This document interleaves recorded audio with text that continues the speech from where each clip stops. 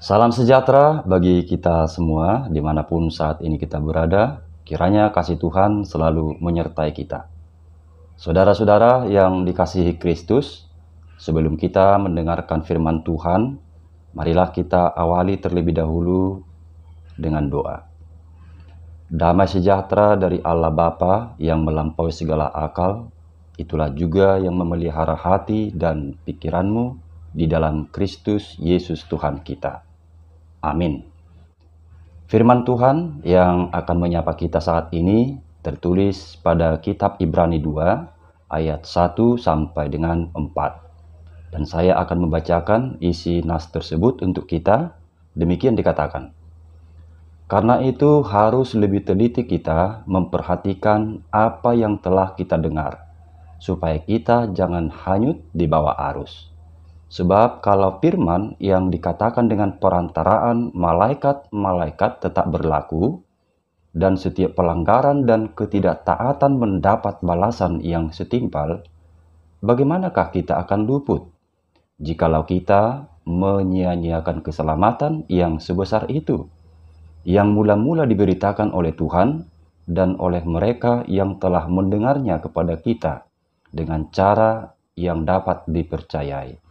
Sedangkan Allah meneguhkan kesaksian mereka oleh tanda-tanda dan mujizat-mujizat dan oleh berbagai-bagai penyataan kekuasaan dan karunia Roh Kudus yang dibagi-bagikannya menurut kehendaknya. Demikian firman Tuhan.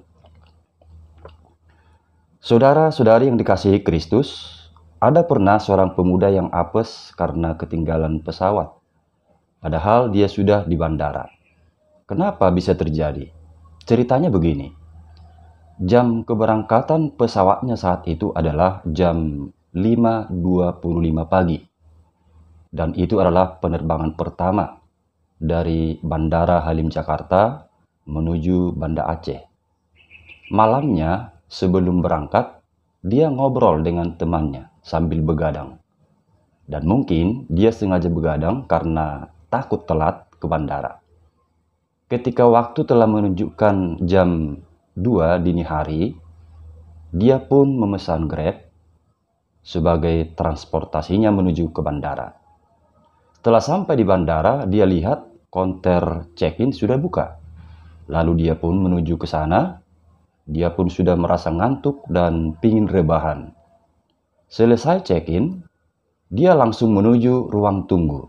Dan setibanya di sana, dia lihat jam. Masih ada waktu sekitar 2 jam lagi menunggu keberangkatan. Mending baringan dulu aja pikirnya, sambil mengaktifkan alarm di HP-nya jam 5.20 untuk jaga-jaga siapa tahu tertidur. Dan menurutnya pesawat akan delay bentar. Tetapi apa yang terjadi? Seiring berjalannya waktu, dia pun tertidur pulas. Serasa tidur di kamarnya sendiri. Dan ketika waktu sudah tiba, alarm di HP-nya pun berbunyi, tapi dia tidak mendengarnya lagi. Setelah beberapa waktu, dia pun tersentak dari tidurnya. Dia lihat jam, mampus pikirnya. Jam penerbangannya sudah lewat. Dia pun bergegas menuju petugas di pintu boarding, lalu petugas berkata, "Maaf mas, pesawatnya baru aja berangkat. Itu pesawatnya masih kelihatan sedang jalan. Tadi masnya sudah kita panggil beberapa kali. Terus mbak, tiket saya gimana? Masih bisakah dijadwal ulang hari ini?" Petugas menjawab, "Maaf mas, tiketnya sudah hangus dan tidak bisa lagi dijadwal ulang." Waduh, benar-benar sial. Sambil menepuk jidatnya. Gara-gara tertidur sebentar, jadi ketinggalan pesawat. Sedih perasaannya. Sambil menyalahkan dirinya sendiri. Memang pada hari yang sama tetap juga dia berangkat. Tetapi dia harus beli tiket baru dan lebih mahal dari tiket yang sebelumnya. Dan keberangkatannya pun harus berpindah ke Bandara Soekarno-Hatta di sore harinya. Demikianlah pengalaman si pemuda yang ketinggalan pesawat gara-gara tidur sebentar. Saudara-saudari yang dikasihi Kristus, Apa yang mau kita lihat dari pengalaman si pemuda yang ketinggalan pesawat tadi? Yang mau kita lihat dari pengalamannya itu adalah meskipun tiket keberangkatan pesawat sudah di tangannya, namun tiketnya bisa hangus atau batal gara-gara tertidur. Demikianlah juga dengan tiket keselamatan kita sebagai orang percaya yang telah dibaptis di dalam nama Tuhan kita. Tuhan telah menganugerahkan keselamatan bagi kita untuk menuju negeri yang kekal, yakni surga. Namun, anugerah keselamatan itu masih bisa batal atau di-cancel bila iman kita tertidur, bila tidak berpegang dan menghayati firman Tuhan. Itulah yang dimaksudkan firman Tuhan pada ayat 1 tadi. Karena itu harus lebih teliti kita memperhatikan apa yang telah kita dengar, supaya kita jangan hanyut di bawah arus. Itu tadi pada ayat 1 yang kita dengar. Artinya, kita harus lebih sungguh-sungguh berpegang pada ajaran firman Tuhan yang sudah kita dengar, supaya kita jangan meninggalkan kepercayaan kita. Jangan karena kenikmatan dan bujuk rayu dunia ini, iman kita tertidur, lalu hanyut terbawa arus dunia. Bila demikian, maka itu sama halnya telah menyia-nyiakan anugerah keselamatan itu, dan kemudian ya kesusahanlah yang menjadi bagiannya. Jadi sama seperti orang yang hanyut di sungai atau di laut karena tidak ada pegangan, maka selesailah hidupnya. Demikianlah juga selama perjalanan hidup kita di dunia ini. Jika imannya sudah sempat hanyut karena tidak berpegang pada firman Tuhan, maka kebinasaanlah yang akan terjadi kelak. Kita ingat seperti kisah istri Lot, meskipun malaikat Tuhan sudah mengingatkan agar jangan menoleh ke belakang ketika Tuhan mendatangkan hujan belerang ke Sodom dan Gomora pada saat itu, tapi karena istrinya tidak memperhatikan apa yang telah ia dengar, malah ia menoleh ke belakang, akibatnya dia menjadi tiang garam. Dia tidak ikut lagi selamat, sebagaimana yang boleh kita baca pada Kejadian 19. Jadi, orang yang sudah menerima anugerah keselamatan, tetapi tidak bersungguh-sungguh mendengar dan melakukan firman Tuhan, maka itu sama halnya telah menyia-nyiakan keselamatannya. Sia-sialah juga penebusan Kristus dalam hidupnya. Dan barang siapa yang tidak peduli pada firman Tuhan, maka kelak akan menerima balasan dari Tuhan, yakni hukuman, sebagaimana dikatakan firman Tuhan tadi pada ayat 2 yang berbunyi demikian. Dan setiap pelanggaran dan ketidaktaatan mendapat balasan yang setimpal, dan barang siapa yang menyia-nyiakan keselamatannya, maka jangan harap kelak akan luput dari hukuman Tuhan, kecuali dia bertobat dan kembali kepada Tuhan. Jangan dikira ada jalan pintas yang lain untuk menuju keselamatan itu. Tidak ada lagi, kecuali di dalam Yesus semata. Hanya Yesuslah jalan menuju kepada keselamatan. Sebagaimana yang disebutkan topik minggu saat ini, keselamatan dari Tuhan. Dan firman Tuhanlah yang menjadi pegangan bagi kita untuk menuju kepada keselamatan yang kekal itu. Karena itu, jangan pernah kesampingkan firman Tuhan, tetapi marilah bersungguh-sungguh berpegang dan melakukan firman Tuhan. Firman Tuhan tidak cukup hanya didengar, diketahui, dimengerti, tetapi harus juga dilakukan. Seperti yang diingatkan oleh Yakobus 1 ayat 22. Tetapi hendaklah kamu menjadi pelaku firman dan bukan hanya pendengar saja. Sebab jika tidak demikian, kamu menipu diri sendiri. Nah, itu dikatakan pada Yakobus 1:22.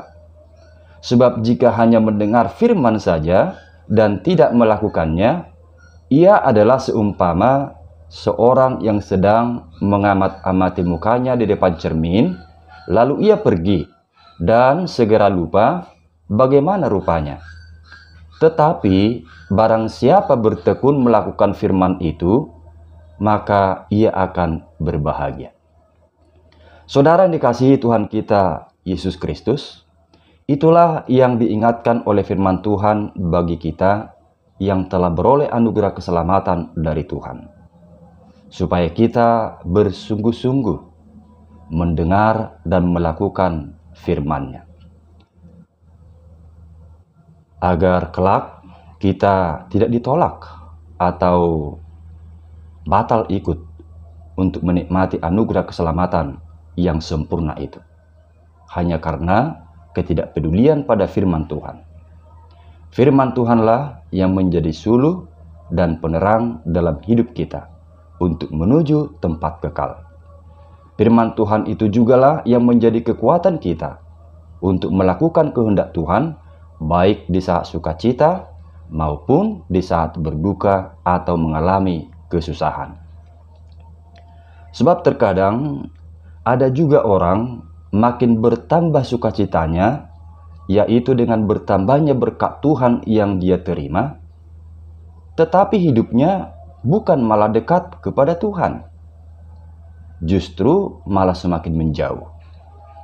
Padahal sebelum sukacitanya bertambah, dia adalah termasuk orang yang rajin ke gereja. Tetapi sekarang, ketika berkat yang dia terima bertambah-tambah, justru malah berkat-berkat itu yang membuatnya terhanyut dan makin jauh dari Tuhan.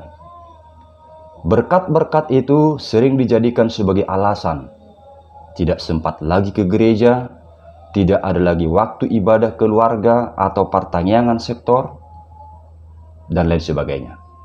Persembahan bulanan atau persembahan tahunannya mungkin ya lancar-lancar saja, tetapi itu diberikan lewat transfer ke rekening atau dititip ke sintuanya. Itu pun kebetulan berjumpa. Karena apa? Karena waktunya tidak sempat lagi ke gereja, atau tidak sempat lagi mengikuti ibadah-ibadah yang lain, dikarenakan mengurus berkat-berkat yang diterimanya. Jadi, janganlah karena sukacita atau berkat yang makin bertambah itu malah membuat hidupnya makin jauh dari Tuhan dan menganggap tidak perlu lagi bersekutu dengan firman Tuhan. Demikian juga sebaliknya, duka atau kesusahan hidup yang terjadi kiranya makin mendekatkan diri kita kepada Tuhan.